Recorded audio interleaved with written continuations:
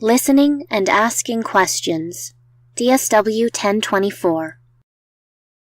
Questions.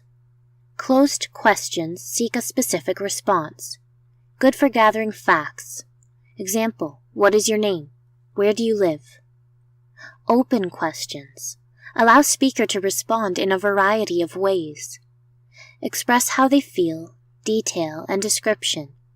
Example, describe how you feel when. Sincere questions, aimed at understanding the other person. Counterfeit questions.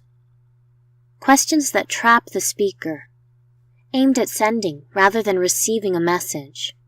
For example, you didn't like that movie? As opposed to, what did you think of the movie? Sincere. Tag questions, looking to coerce agreement or approval, not information. Example, isn't that right? Questions that make statements. Sender is stating their opinion. Example, are you finally off the phone?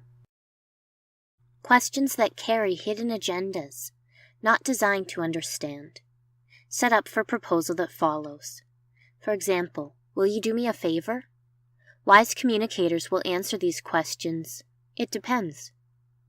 Questions that seek correct answers. Example, do these jeans make me look fat? Questions based on unchecked assumptions. Example, why aren't you listening to me? What's the matter? Counterfeit questions can lead to even greater confusion. Paraphrasing or active listening.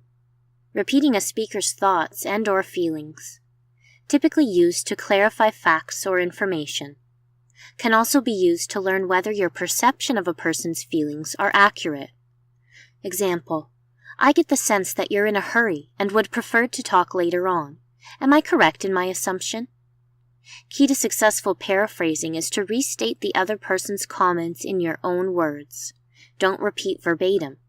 Reflecting the person's thoughts and feelings shows involvement and concern. Effective paraphrasing takes time to develop. Factors to consider before paraphrasing. Is the issue complex enough? Do you have the necessary time and concern? Can you withhold judgment? Is your paraphrasing in proportion to other responses? Supporting. Supporting is a helpful response that reveals a listener's solidarity with the speaker's situation. Expressions of care, concern, affection, and interest. Types of support. Empathizing. I can understand why you'd be upset about this. Agreement. Sounds like the job is a perfect match for you. Offer to help. I'm here for you if you need me. Praise. Wow, you did a fantastic job. Reassurance. I'm sure you'll do a great job. Non-supportive messages. Also known as cold comforts. Deny others the right to their feelings. Don't worry about it. Minimize the significance of the situation. Focus on the then and there instead of the here and now. Cast judgment. It's your own fault. Focus on yourself. When something like that happened to me, defend yourself. Don't blame me. More concerned with yourself. Guidelines for effective support.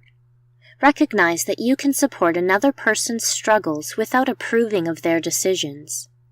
Monitor the other person's reaction to your support. Realize that support isn't always welcome, can be seen as intrusive. Analyzing. Listeners offer an interpretation of a speaker's message. Interpretation can help people consider alternative meanings. Potential problems with analyzing. Interpretation may be incorrect. Could arouse defensiveness, because analysis implies superiority. Possible solution. Offer interpretation as a tentative rather than an absolute fact. Make sure that the person is receptive to your analysis. Be sure that reason for offering analysis is truly to help. Advising. To help by offering a solution. 50% helpful, 50% unhelpful.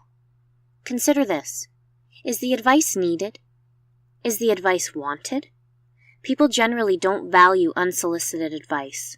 It's better to ask if the person is interested in hearing your counsel. Is the advice given in the right sequence? Support, paraphrase, questioning response. Is the advice coming from a place of expertise? Is the advisor a close and trusted person? Is the advice offered in a sensitive, face-saving manner? Judging.